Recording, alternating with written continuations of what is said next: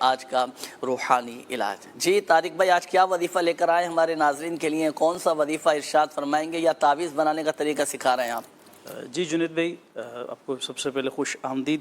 ماشاء اللہ، امید ہے کہ خیریت سے ہوں گے۔ اللہ پاک خوش و خرم اللہ رکھے، پاک کا بڑا کرم ہمارے ہے، ناظرین کو الحمدللہ۔ خوش و خرم شاد و آباد رکھے۔ آج جنید بھائی ایک وظیفہ انشاءاللہ شامل کرنا ہے، اور یہ وظیفہ بچہ اگر نافرمان ہو، بچہ تنگ کرتا ہو، تو اس کو کس طرح سے مطیع اور فرما بردار بنایا جائے، اس حوالے سے ایک روحانی علاج بھی کہیں، اس کو وظیفہ کہیں، عمل کہیں، انشاءاللہ عز و جل یہ بتایا جائے گا۔ اور اس کا طریقہ کار یعنی اسپیسیفک انداز ہے، اسپیسیفک ٹائم ہے، مخصوص ٹائم میں مخصوص انداز میں اس عمل کو کرنا ہے اور پڑھنا ہے۔ پڑھنا کیا ہے انشاءاللہ اس کو بھی بتائیں گے، کیسے پڑھنا ہے انشاءاللہ یہ بھی بیان کیا جائے گا۔ جب بچہ جو کہ تنگ کرتا ہے، نافرمان ہے، یہ سویا ہوا ہو، تو اس کے سرہانے جو ہے قرآن پاک کی آیت مبارکہ بسم اللہ الرحمن الرحیم کے ساتھ بل هو قرآن مجید فی لوح محفوظ، یہ آیت کریمہ جو ہے ایک بار اول و آخر درود پاک کے ساتھ اس کو پڑھیں انشاءاللہ الکریم۔ اللہ نے چاہا تو جو بھی بچہ نافرمان ہے انشاءاللہ مطیع و فرما بردار ہوگا۔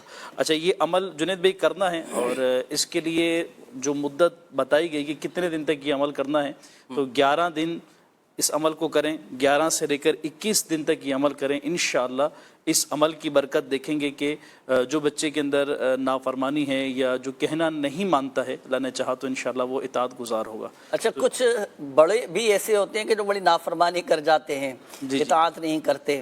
اچھا، کئی شادی شدہ افراد بھی ایسے ہوتے ہیں کہ جو اپنے ماں باپ کی نافرمانی کرتے ہیں، بد زبانی کرتے ہیں، اطاعت نہیں کرتے، تو یہ خاص بچوں کے لیے ہے یا بڑوں کے لیے بھی عمل کیا جا سکتا ہے؟ جنید بھائی، یہ بچوں کے لیے بھی، اور ایسا شخص جو کہ بڑا ہے لیکن نافرمانی میں، اس کے لیے بھی یہ عمل کیا جا سکتا ہے۔ وقت اور ٹائم یہی ہے کہ جب بچہ یا بڑا جو کہ نافرمان ہے یہ سویا ہوا ہو، تو اس کے سرہانے کھڑے ہو کر، اچھا اس کو اتنی آواز میں پڑھنا ہے، اس کا بھی خیال رکھا جائے کہ اس پڑھنے سے اس کی آواز، اس کی آنکھ نہ کھل جائے، یعنی ایسا نہ ہو کہ زور زور سے تیز اور بلند آواز میں پڑھنا شروع کر دے تو وہ سویا ہوا شخص ڈر بھی نہ جائے۔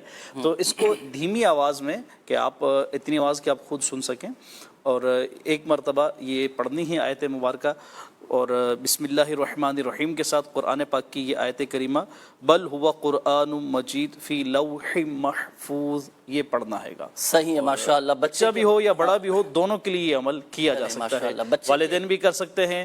اچھا، اگر گھر کا کوئی بڑا فرد ہے تو، لیکن چھوٹی عمر والا بچہ ہے جو کہ اچھا پڑھ سکتا ہو، تو وہ اپنے بڑے کے لیے بھی کر سکتا ہے، دونوں سائڈ سے یہ عمل کیا جا سکتا ہے۔ جی، آپ نے والدین کا فرمایا نا، تو یہاں میں ایک چیز ناظرین کو اور عرض کرتا چلوں۔